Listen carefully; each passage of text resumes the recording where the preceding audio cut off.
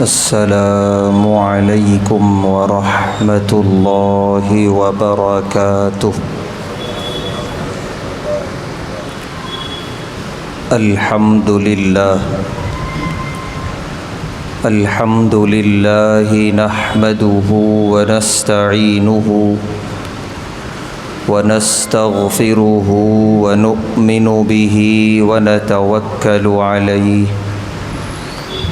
ونعوذ باللہ من شرور انفسنا ومن سیئات اعمالنا من يهده الله فلا مضل له ومن يضلله فلا هادي له ونشهد أن لا إله إلا الله وحده لا شريك له ونشهد أن سيدنا ونبينا وحبيبنا ومولانا محمدا عبده ورسوله أما بعد قال الله تبارك وتعالى في القرآن الكريم أعوذ بالله من الشيطان الرجيم بسم الله الرحمن الرحيم إن الله يأمر بالعدل والإحسان وإيتاء ذي القربى وينهى عن الفحشاء والمنكر والبغي يعظكم لعلكم تذكرون صدق اللہ العظیم۔ ہر طرح کی تعریف اور حمد و ثنا اللہ بزرگ و برتر کے لائق ہے، جس کا کوئی شریک نہیں، جس کا کوئی ساجھی اور ہمسر نہیں، جو ہمیشہ سے ہے اور ہمیشہ رہے گا۔ بے شمار درود و سلام نازل ہوں اللہ کے آخری پیغمبر جناب محمد الرسول اللہ صلی اللہ علیہ وسلم پر اور آپ کے تمام صحابہ اور اہل بیت پر۔ محترم حضرات، ایک آیت جو میں نے خطبے میں پڑھی ہے، جو سورۃ النحل پارے 14 کی آیت ہے، یہ آیت حضرت عبداللہ بن مسعود رضی اللہ تعالی عنہ فرماتے ہیں، قرآن کریم کی جامع آیتوں میں سے ایک آیت ہے۔ یعنی آیت اپنے الفاظ کے اعتبار سے بہت مختصر، لیکن اپنے معانی، اپنے مفہوم اور اپنے پیغامات کے اعتبار سے ایک سمندر ہے۔ یہی وجہ ہے کہ یہ دستور ہے صحابہ کے دور سے لے کر آج تک کہ جمعہ میں خطیب جب خطبہ دیتا ہے تو اپنے خطبے کو اسی آیت پر ختم کرتا ہے، ان اللہ یأمر بالعدل والإحسان وإیتاء ذی القربى وینہی عن الفحشاء والمنکر۔ اس آیت کے ذریعے خطیب تمام موجود مصلیان کے سامنے اسلام کا ایک جامع پیغام رکھ دیتا ہے، اس لیے یہ دستور چلا آ رہا ہے۔ اور یہ آیت کتنے صحابہ کرام کے ایمان لانے کا سبب بنی ہے، جس سے ہم اندازہ لگا سکتے ہیں کہ یہ آیت کتنی اہم ترین آیت ہے۔ حضرت عثمان بن مظعون رضی اللہ تعالی عنہ فرماتے ہیں کہ جب میں نے اسلام کے بارے میں سنا تو میرے دل میں کچھ ارادہ ہوا اسلام قبول کر لوں، لیکن ابھی ارادہ مضبوط نہیں تھا۔ اس درمیان یہ آیت نازل ہوئی اللہ کے رسول صلی اللہ علیہ وسلم پر، اور یہ آیت عام ہوتے ہوتے مجھ تک بھی پہنچی۔ حضرت عثمان بن مظعون رضی اللہ تعالی عنہ فرماتے ہیں، اس آیت کو سن لینے کے بعد میرا جو شک تھا وہ ختم ہو گیا اور اسلام پر ایک یقین سا ہو گیا۔ وہ جو تھوڑا بہت ارادہ تھا اسلام لانے کا وہ مکمل ارادے میں بدل گیا کہ اب تو یہ مذہب قبول کرنا ہی چاہیے ہر حال میں۔ اور وہ آئے پیارے نبی صلی اللہ علیہ وسلم کی خدمت میں اور انہوں نے اسلام قبول کر لیا، اور ہمیشہ کہتے تھے کہ اسی آیت نے مجھے اسلام کے دائرے میں داخل کیا۔ اسی طرح ایک صحابی ہیں اکثم بن صیفی رضی اللہ تعالی عنہ، جب انہوں نے ایمان قبول نہیں کیا تھا، یہ اپنے قبیلے کے سردار تھے، مدینے سے کچھ دور یہ قبیلہ آباد تھا۔ اکثم بن صیفی جو سردار تھے انہوں نے اپنے قبیلے کے 2 نوجوانوں کو بلایا اور کہا کہ مدینے جاؤ، اور جو ہم سن رہے ہیں کہ وہاں اللہ کے آخری پیغمبر صلی اللہ علیہ وسلم کی آمد ہوئی ہے، جاؤ جا کر ان سے ملاقات کرو، ان سے باتیں کرو، اور جو مذہب وہ لے کر آئے ہیں اس کا تعارف معلوم کر کے آؤ۔ مذہب کیا ہے، کیسا ہے، کن باتوں کی تعلیم دیتا ہے، کن چیزوں سے روکتا ہے، کیونکہ اس زمانے میں مذہب کا مطلب تھا اپنے آپ کو قید کر لینا۔ دور جاہلیت میں چونکہ انہوں نے دیکھا تھا یہودی مذہب کو اپنی آنکھوں کے سامنے، اس میں کتنی سختیاں تھیں، کتنے شدت تھی اس مذہب کے اندر، تو اسی لیے مذہب کے نام سے عرب ڈرتے تھے، وہ آزاد زندگی گزارنا چاہتے تھے۔ انا وجدنا آباءنا، کہ جیسے ہمارے باپ دادا تھے ہم بھی ویسے ہی رہیں گے، کسی مذہب کی قید میں ہم نہیں آنا چاہتے۔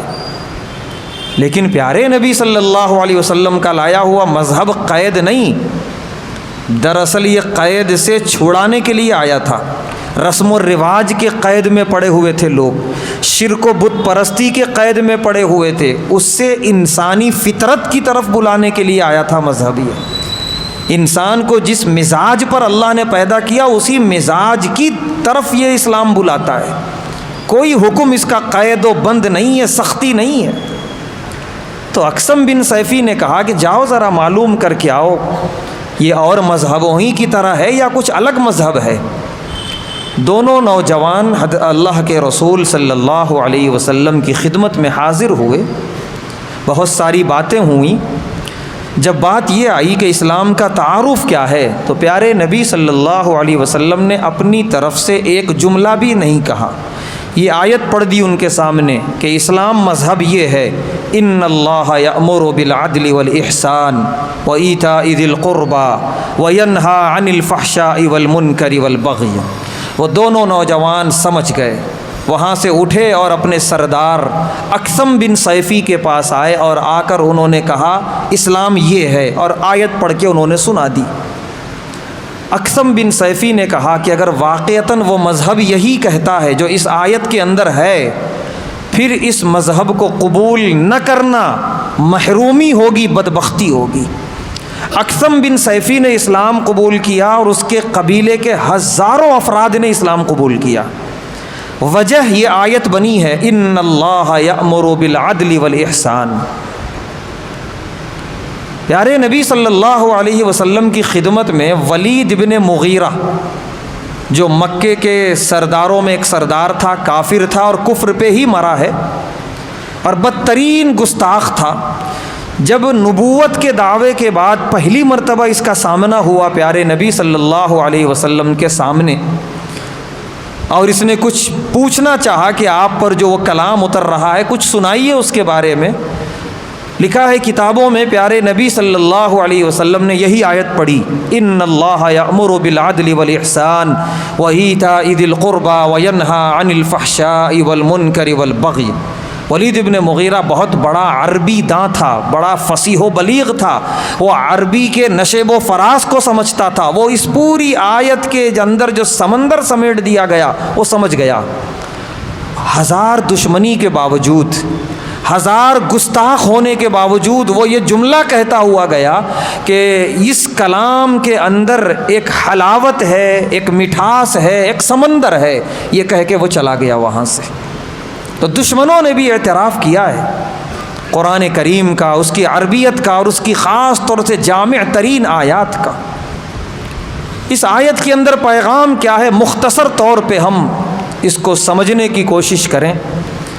اللہ فرما رہے ہیں کہ اس پورے مذہب اسلام کا خلاصہ یہ ہے کہ پورا مذہب اسلام اٹھا کر پڑھ لو، یہی چیز ملے گی۔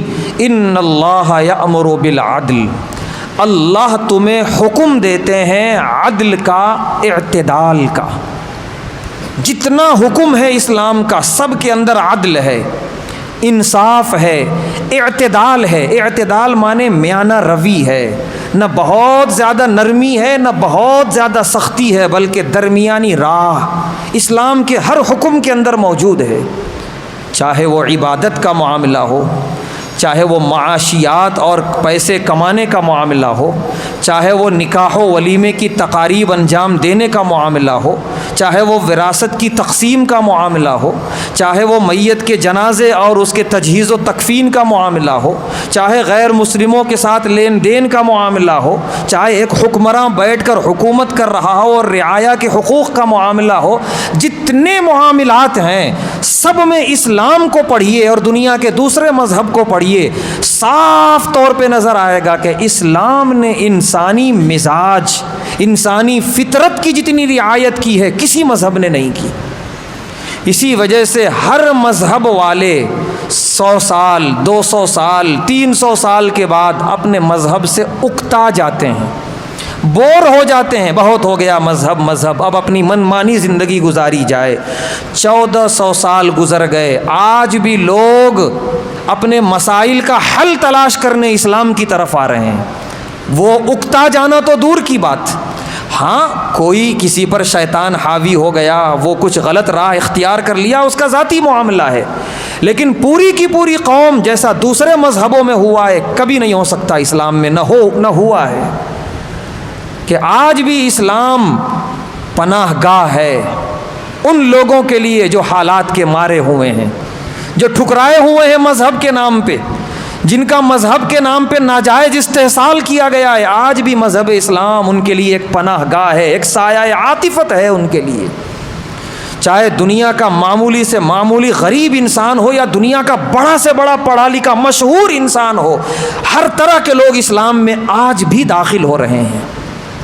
اگر دنیا کی میڈیا اسلام اور مسلمانوں کے ہاتھ میں آ جائے تو ہر دن اخبارات کا ایک صفحہ اس سے بھرا ہوا ہوگا کہ کتنی بڑی بڑی شخصیات نے آج اسلام قبول کیا ہے، لیکن میڈیا یہودیوں کے ہاتھ میں، وہ ان خبروں کو عام نہیں کرتا۔ اسلام یہ سراپا عدل اور انصاف کا حکم دیتا ہے، اعتدال کا حکم دیتا ہے۔ ہمارا جو تعلق ہے اللہ تبارک و تعالیٰ کے ساتھ، اس میں بھی عدل ہے۔ اللہ کے ساتھ سب سے بڑا عدل یہ ہے اللہ کو ایک مانا جائے، وحدہ لا شریک لہ، اللہ کے ساتھ کوئی شریک نہیں ہے۔ اگر اللہ کا شریک مان لیا، اس کے جیسا دینے یا لینے والا کسی کو مان لیا، یہ ہم نے عدل کے دائرے سے اپنے آپ کو باہر نکال لیا، یہ ظلم ہے۔ اللہ کی توحید کے ساتھ، اللہ کی وحدانیت کے ساتھ، اللہ کے ساتھ عدل ہو، اس کے تمام اختیارات اور قدرتوں کے ساتھ عدل ہو کہ وہی ہے تنہا، باقی کوئی نہیں ہے۔ اس کے بعد اس نے جو احکامات ہم پر نازل کیے ہیں ان کے ساتھ عدل کیا جائے، ان احکامات پر عمل کیا جائے، ان احکامات کو بروئے کار لایا جائے، ان فرائض اور واجبات کو ادا کیا جائے۔ یہ ہے اللہ تبارک و تعالیٰ کی ذات کے ساتھ عدل۔ دوسرا ہے اللہ کے بندوں کے ساتھ عدل، کہ اللہ کے جو بندے ہیں جن سے ہمارے روابط ہیں، تعلقات ہیں، چاہے وہ ہمارے رشتہ دار ہوں، چاہے وہ رشتہ دار نہ ہو لیکن ہمارے ملنے جلنے والے دوست و احباب ہوں، چاہے وہ ہوں جہاں ہم ملازمت کرتے ہیں یا جن کی ماتحتی میں ہم ملازمت کرتے ہیں، ان سب کے ساتھ عدل ہو، ظلم نہ ہو۔ جن کی ماتحتی میں ہم کام کرتے ہیں ان کی شرائط کے مطابق کام کیے جائیں، ان کی شرائط سے ہٹ کر خاموشی سے ہم کچھ غلط کام کر رہے ہیں ان کی ماتحتی میں اور ان سے تنخواہیں لے رہے ہیں، وقت پورا نہیں دے رہے، ان کا کہا ہوا کام پورا نہیں کر رہے ہیں اور اس پر چادر ڈال رہے ہیں، چھپا رہے ہیں، یہ ظلم ہے، یہ عدل کے خلاف ہے۔ اللہ اس کا حکم نہیں دیتے۔ ان اللہ یأمر بالعدل، اللہ عدل و انصاف کا حکم دیتے ہیں۔ تمام اللہ کے بندوں کے ساتھ عدل ہو، یہاں تک کہ تم ایک بادشاہ ہو، حکمراں ہو، وقت کے خلیفہ ہو، تمام رعایا کے ساتھ عدل، یہ تمہاری ذمہ داری ہے۔ اس وقت ہم نے دیکھا ملک شام کی سرزمین پر کہ جہاں 30 سال سے زائد باپ اور بیٹے نے مل کر حکومت کی، جو اہل تشیع میں سے ہیں شیعہ، ایسا بدترین ظلم کہ جب وہ بھاگا ہے اپنا اقتدار چھوڑ کے اور جب وہاں کے قید خانوں میں گئے ہیں اور وہاں سنیوں پر جو ان شیعہ حکمرانوں نے ظلم کیا ہے، انسان کی روح کانپ جائے۔ اس نتیجے پر پہنچ رہے ہیں اس وقت تبصرہ نگار اور محققین کہ عیسائیوں نے جو ظلم کیا مسلمانوں پر، مسلم ملکوں پہ قبضہ کر کے، وہ ظلم پھیکا پڑ گیا ہے اس وقت، جیسا ان شیعوں نے ظلم کیا شام کی جیلوں کے اندر، قید خانوں کے اندر، بدترین ظلم۔ اور یہ بات اس لیے کہنی پڑ رہی ہے کہ وہ جو ظالم حکمراں بھاگا ہے، وہ اپنے دور حکمرانی میں کہتا تھا ہماری محبت، ہماری حکومت حضرت حسین جیسی حکومت ہے، نعوذ باللہ من ذالک۔ وہ شیعہ کہتا تھا ہماری حکومت اہل بیت جیسی حکومت ہے، نعوذ باللہ من ذالک۔ ایسے شیعوں کو اہل بیت کا نام لینا بھی جائز نہیں اپنی زبان پر۔ اتنے بڑے ظالم یہ لوگ یزید کو گالیاں دیتے ہیں کہ وہ ظالم تھا، اس کا ظلم بے شک مسلم ہے، یزید کا ظلم کبھی بھی قابل برداشت نہیں ہو سکتا انسانی تاریخ میں، لیکن تم کس منہ سے گالی دیتے ہو؟ تم تو اس کے بھی بڑے بھائی نکلے، جیسا تم نے ظلم کیا شام کی جیلوں کے اندر سنی مسلمانوں پر۔ ایسے ایسے نوجوان ان جیلوں سے برآمد ہوئے ہیں جو 20 سال پہلے گم ہو چکے تھے، 25 سال پہلے گم ہو چکے تھے، قرآن و حدیث کے بڑے بڑے عالم و فاضل، دنیاوی علوم کے بڑے ماہر اور باکمال، جو بہت کچھ کر دکھا سکتے تھے اپنی قوم کے لیے، ان کو جیلوں میں بند کر دیا گیا اٹھا کے۔ آج جب ان کو جیلوں سے نکالا جا رہا ہے، مخبوط الحواس ہیں وہ، ان کی عقل اور ان کا ذہن کام نہیں کر رہا ہے، وہ ختم ہو چکے ہیں عقل اور ذہن کے اعتبار سے، وہ اپنوں کو نہیں پہچان پا رہے ہیں۔ ایک بدترین ظلم انسانی تاریخ میں یاد رکھا جائے گا شیعوں کا، جو سنیوں پر انہوں نے کیا، اور یہ اپنے منہ سے دعویٰ کرتے ہیں اہل بیت سے محبت کا۔ کیا منہ دکھائیں گے امام حسین رضی اللہ تعالیٰ عنہ کو کل میدان آخرت میں؟ بدترین یہ لوگ۔ مظلوم کی آہ بہت طاقتور ہوتی ہے، تھوڑا سا وقت لگتا ہے لیکن بہت طاقتور۔ ان مظلوموں کی آہیں رنگ لائی ہیں کہ وہ اپنے تمام تر طاقت کے باوجود، اپنی تمام تر قوت کے باوجود اور دنیا کے بڑے بڑے طاقتور ملکوں کا سپورٹ ہونے کے باوجود اسے اقتدار چھوڑ کے بھاگنا پڑا اور کمیونسٹ اور دہریوں کے پاس جا کے اس کو پناہ لینا پڑا۔ یہ مظلوموں کی آہوں کی طاقت ہوتی ہے۔ زیادہ ظلم نہ کریں صاحب اقتدار لوگ، ورنہ وہاں سے اللہ کا عذاب آئے گا جہاں سے وہ سوچ بھی نہیں سکتے، نہ طاقت کام آئے گی نہ قوت کام آئے گی۔ تو یہ پوری حکومت یا اس جیسے اور بھی کوئی حکمراں حکومت کر رہے ہیں، ان کا اسلام سے کوئی تعلق نہیں۔ اللہ فرما رہے ہیں ان اللہ یأمر بالعدل، اللہ حکم دیتے ہیں عدل کا، اعتدال کا۔ تمہاری حکمرانی میں یا تمہاری کوئی بھی ذمہ داری میں اگر عدل نہیں ہے، ظلم ہے، تو تمہارا اسلام کے حکم سے کوئی تعلق نہیں ہے۔ تو یہ چیز خالی حکمراں اور رعایا تک نہیں، ہر ایک کے اندر عدل اور انصاف کا پایا جانا بے حد ضروری ہے۔ تو پہلا عدل اللہ کے ساتھ، دوسرا عدل اللہ کے بندوں کے ساتھ، تیسرا عدل بندہ اپنے آپ کے ساتھ کرے، اپنے وجود کے ساتھ عدل کرے، کیونکہ اس کو خود اپنا وجود لے کے اللہ کے سامنے تنہا کھڑے ہونا ہے، نہ کوئی رشتہ دار ہوں گے نہ اقربا ہوں گے، لہذا اپنے ساتھ انصاف کرے، حرام کمائی نہ کمائے، حرام لقمہ نہ کھائے۔ کل آخرت میں اللہ کے سامنے جب کھڑا ہوگا کوئی نہیں ہوگا جواب دینے والا اس کی طرف سے۔ اپنے صحت کا لحاظ رکھے، ایسی غذائیں نہ کھائے کہ اپنے آپ کو ہلاکت کی طرف لے جائے۔ نشہ کا عادی ہے، سگریٹ نوشی کا عادی ہے، گٹکے کا عادی ہے، یہ ساری وہ چیزیں ہیں جو اس کے اپنے وجود کو خطرے میں ڈالنے والی ہیں۔ ہر روز جنازے اٹھتے ہیں ایسے لوگوں کے جو ان بری چیزوں کے عادی ہو کر مرے ہیں اور موت کا سبب بنا ہے۔ اپنے ساتھ عدل کریں، انصاف کریں، اپنے وجود کے ساتھ، اپنے بیوی بچوں کے ساتھ مر جائیں گے، کون ہوگا انہیں دیکھنے والا؟ تو اپنے ساتھ بھی عدل ہو، انصاف ہو، کیا کھا رہے ہیں، کیا پی رہے ہیں، کیا کما رہے ہیں، کن کے ساتھ اٹھ رہے ہیں، بیٹھ رہے ہیں، ان سب پر نظر ہو تاکہ اپنی ذات کے ساتھ عدل ہو، انصاف ہو، اس پر ظلم نہ ہو۔ تو یہ سارے قسم کا عدل اللہ تبارک و تعالیٰ اس کا حکم دیتے ہیں۔ اللہ نے عبادتوں میں عدل کو ملحوظ رکھا۔ اللہ نے یہ نہیں کہا کہ صرف عبادت ہی عبادت کرو صبح سے لے کر شام تک، باقی کمانا محنت کرنا سب چھوڑ دو، نہیں۔ اور اللہ نے یہ بھی نہیں کہا کہ کمانے اور محنت کرنے میں اتنے لگ جاؤ کہ اللہ ہی کو بھول جاؤ، مسجد آنا ہی بھول جاؤ، نمازیں ہی نہ پڑھو، یہ بھی نہیں کہا اللہ نے۔ درمیانی راستہ نکالا کہ زیادہ وقت دیا اللہ نے دنیا کمانے کے لیے، دنیا کی مصروفیت کے لیے، کام کے لیے، تھوڑا سا وقت مانگا ہے وقفے وقفے سے 5 وقت کی نماز کے لیے، اور یہ کوئی مشکل نہیں ہے اگر بندہ چاہے تو۔ یہ عدل ہے، یہ انصاف ہے۔ اللہ نے عدل کو ملحوظ رکھا اور کہا اگر تم سفر میں ہو تو میں نے 4 رکعت والی نماز 2 رکعت کر دی تمہارے لیے۔ ایسا بھی نہیں کہ نماز ہی نہیں پڑھنا ہے سفر میں، نہیں، اللہ سے تعلق ختم نہیں کرنا ہے۔ اور ایسا بھی نہیں کہ پوری شرائط وہی ہیں جو وطن میں رہنے کے باوجود ہوتی ہیں، ایسا بھی نہیں، اس میں اللہ نے لچک پیدا کر دی، اس میں رخصت دے دی۔ اور سنتوں کے بارے میں اختیار ہے، پڑھنا ہے پڑھو، نہیں پڑھنا ہے مت پڑھو، اس کی پوچھ نہیں ہوگی سفر میں۔ اور فرض 4 والی 2 رکعت پڑھنا ہے، یہ اعتدال ہے۔ اور اتنا اعتدال پیارے نبی صلی اللہ علیہ وسلم نے کچھ نمازیں سواری پر بیٹھ کے پڑھی ہیں، اور فرمایا سفر میں اگر اترنا مشکل ہو سواری سے تو سواری پر بیٹھ کر نماز پڑھو، چاہے جدھر سواری جا رہی ہو۔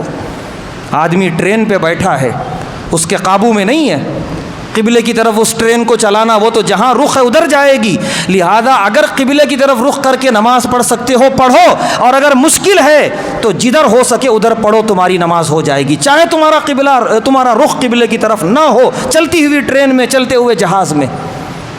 یہ رخصتیں نہیں تو اور کیا ہیں؟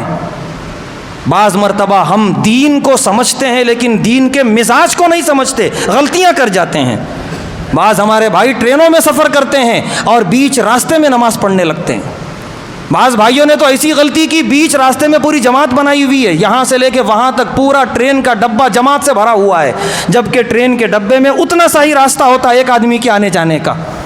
اب کسی کو بھی، کوئی ضعیف ہے، کوئی بچہ ہے، کسی کو بھی بیت الخلاء وغیرہ جانے کی نوبت آ جائے لیکن ان کی نماز چل رہی ہے۔ یہ وہ لوگ ہیں جو دین سمجھتے ہیں، دین کا مزاج نہیں سمجھتے۔ کس نے کہا کہ دوسروں کو تکلیف دے کے نماز پڑھو سفر کے اندر؟ جب پیارے نبی صلی اللہ علیہ وسلم نے چلتی سواری پہ بیٹھ کے نماز پڑھ کے بتا دیا تو تم سیٹ پر بیٹھ کے کیوں نہیں پڑھ سکتے نماز؟ یا سیٹ کے بازو کھڑے ہو کر دوسروں کو تکلیف دیے بغیر کیوں نہیں پڑھ سکتے؟ راستہ ہی میں کیوں پڑھ رہے ہو؟ یہ چیزیں ہیں جس میں عدل اور اعتدال کو سمجھنا بے حد ضروری ہے۔ جو دین تو سمجھ جاتے ہیں، دین کا مزاج نہیں سمجھتے، وہی غلطیاں کرتے ہیں۔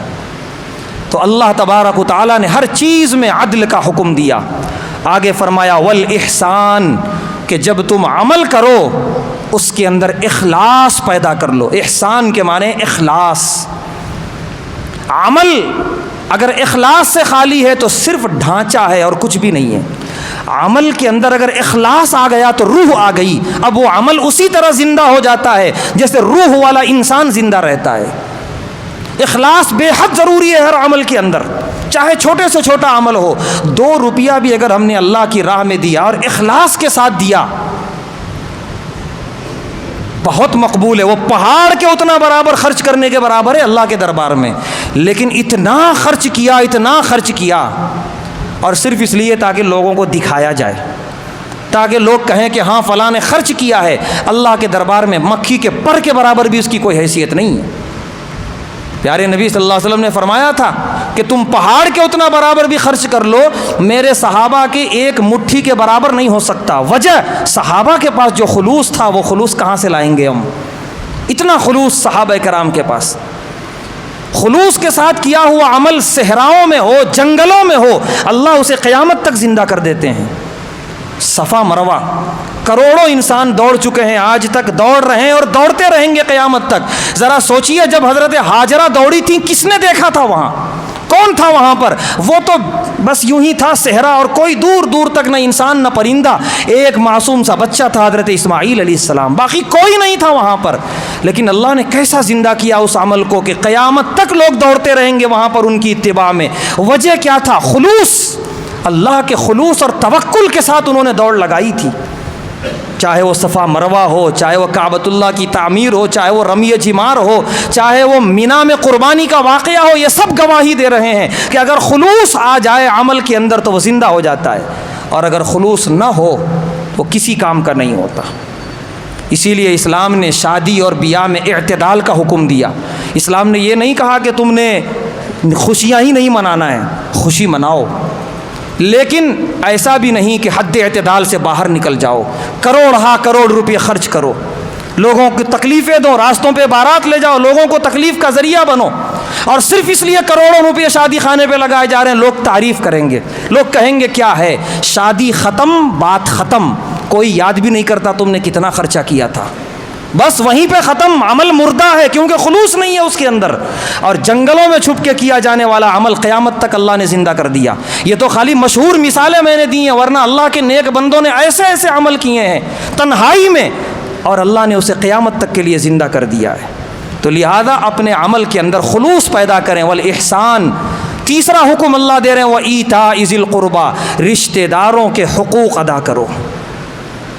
اسلام کا یہ حکم ہے، ورنہ جس وقت اسلام آیا تھا اس وقت رشتہ داری کا مطلب یہ تھا دشمنی، بھائی بھائی سے دشمنی، والدین کی اولاد سے دشمنی، دشمنیاں ہی دشمنیاں تھیں، کیونکہ جہاں رشتہ داری ہوتی ہے وہیں کچھ باتیں پیدا ہوتی ہیں۔ فلاں خوشی میں اس نے مجھے یاد نہیں کیا، فلاں موقع پر اس نے مجھے ویسا میرے ساتھ سلوک نہیں کیا جیسا کرنا چاہیے تھا، فلاں موقع پر اس نے مجھے ایسی بات کہہ دی، فلاں جگہ اس نے مجھے ایسی نظر سے دیکھ لیا۔ یہ شکایتیں رشتہ داروں ہی میں ہوں گی، غیر سے نہیں ہوں گی۔ لہذا اس میں آتا ہے انتقام کا جذبہ، اس نے مجھے ایسا کیا میں بھی اسے ویسا کروں گا۔ اللہ فرما رہے نہیں، اسلام کہتا ہے جو حق ہے رشتہ دار کا تم ادا کرتے رہو، وہ چھوڑ دو وہ کیا کر رہا ہے، اس نے کیا کیا وہ چھوڑ دو، چونکہ یہ کام ہے دل گردے کا۔ اسی لیے اللہ نے فرمایا یہی ہے اسلام، وَإِيتَاءِ ذِي الْقُرْبَى۔ اور پیارے نبی صلی اللہ علیہ وسلم نے فرمایا جو چاہتا ہے اس کی زندگی اور اس کے رزق میں برکت ہو، فَلْيَصِلْ رَحِمَهُ، وہ صلہ رحمی کرتا رہے، صلہ رحمی رشتہ داروں کے ساتھ۔ تو لہذا اللہ نے فرمایا اسلام یہ ہے کہ جن سے تمہیں تکلیفیں ہوئی ہیں انہی کے ساتھ اچھا سلوک کرنا ہے، برداشت کر کے، دل کو اتنا بڑا بنا کے۔ اتنی برکتیں اللہ نے اس میں رکھی ہیں کہ ہم تصور نہیں کر سکتے، لیکن اگر ہم انتقامی جذبے پہ آ گئے تو اللہ کی طرف سے کوئی برکت نہیں ہے، کوئی وعدہ نہیں ہے سوائے زندگی میں بے سکونی اور بے اطمینانی کے۔ تو یہ تین کام کرنے کا اللہ نے حکم دیا، عدل زندگی کے ہر شعبے میں۔ اگر کہیں کسی حکم کے اندر کوئی سختی ہے وہ اسلام کا حکم نہیں ہو سکتا، کہیں کوئی ظلم نظر آ رہا ہے وہ اسلام کا حکم نہیں ہو سکتا۔ ظلم دوسرے مذہبوں میں تھا، وقت نہیں ہے کہ ان کے مثالوں سے بتایا جائے کہ آج بھی دنیا کے دوسرے مذاہب اپنے بعض احکامات سے پیچھا چھڑانے کے لیے تیار ہے، لیکن پیچھا چھٹ نہیں رہا ہے کیونکہ اس کے اندر اتنا بڑا ظلم پایا جاتا ہے۔ مثال کے طور پہ ہمارے ہندو بھائیوں کے اندر بیوہ عورتیں دوسرا نکاح نہیں کر سکتی، بلکہ یہ تو ابھی کم ہے، اگر ان کا شوہر مر جائے تو شوہر کی چتا کے ساتھ بیویوں کو جلا دیا جاتا تھا۔ 1963 تک یہ ہوا ہے، 63 کے بعد انہیں شرم آئی ہے مسلمانوں کے ساتھ رہتے ہوئے، تو انہوں نے اس میں تبدیلی کر دی، جلایا نہیں جائے گا بیویوں کو، بیواؤں کو، لیکن ان سے شادیاں بھی نہیں کی جائیں گی۔ لیکن آج شادیاں کر رہے ہیں چوری چھپ کے لوگ ہندو اپنے بیوہ بیٹیوں کی اور بہوؤں کی، اور خاموشی سے کر رہے ہیں، وہ پیچھا چھوڑانا چاہ رہے ہیں اپنے مذہب کے اس حکم سے، لیکن پیچھا نہیں چھوٹ رہا ہے۔ جب ان کے مذہبی رہنماؤں کو معلوم ہوتا ہے تو وہ تنقیدیں کرتے ہیں، طعن و تشنیع کرتے ہیں۔ اللہ کا کرم ہے ہمارے مذہب کو اتنا وسیع بنایا، اتنا معتدل بنایا اللہ نے اور اللہ کے رسول صلی اللہ علیہ وسلم نے کہ ہم پیچھا کیا چھوڑائیں گے، لوگ ادھر آ رہے ہیں اپنی پناہ ڈھونڈنے کے لیے۔ تو یہ 3 کام کرنے کا حکم دیا، اور اس کے بعد فرمایا وَيَنْهَا عَنِ الْفَحْشَاءِ وَالْمُنْكَرِ وَالْبَغْيِ، اللہ روکتے ہیں بڑے گناہوں سے بھی، والمنکر اور چھوٹے گناہوں سے بھی، والبغی اور بغاوت سے بھی، اللہ کے خلاف بغاوت، اللہ کے رسول علیہ الصلاۃ والسلام کے خلاف بغاوت، قرآن کے خلاف بغاوت، احکامات کے خلاف بغاوت، کسی بھی طرح کی بغاوت اللہ اس سے روکتے ہیں۔ تو یہ پوری جو آیت ہے، اس آیت کے اندر اللہ تعالیٰ نے پورے اسلام کو جمع کر کے رکھ دیا ہے۔ اگر کوئی چاہتا ہے اسلام کو دیکھنا، پڑھنا، اسلام کا تعارف معلوم کرنا، وہ اس آیت کی تفسیر کا پڑھ لے۔ جو آیت کی تفسیر بتا رہی ہے وہی ہے اسلام۔ ہمیں چاہیے کہ ہم اپنی زندگی میں اس آیت کی تفسیر کو لے آئیں، اعتدال ہو، ہماری اپنی ذات کے ساتھ اعتدال ہو، بھائیوں کے تعلقات کے ساتھ اعتدال ہو، گھروں کے اندر بال بچوں کے حقوق کی ادائیگی کے ساتھ اعتدال ہو، کہیں پر بھی انتقامی جذبہ نہ ہو، کہیں پر بھی تشدد نہ ہو، حد سے آگے نکلنے والا فیصلہ نہ ہو، اعتدال کے اندر ہم رہیں۔ یہی اللہ تبارک و تعالی حکم دیتے ہیں۔ اللہ تبارک و تعالی سے دعا ہے اللہ تعالی ہم تمام کو اس جامع ترین آیت پر عمل کرنے کی توفیق عطا فرمائے اور پوری زندگی اس پر عمل پیرا رہنے کی توفیق عطا فرمائے۔ وآخر دعوانا الحمد للہ۔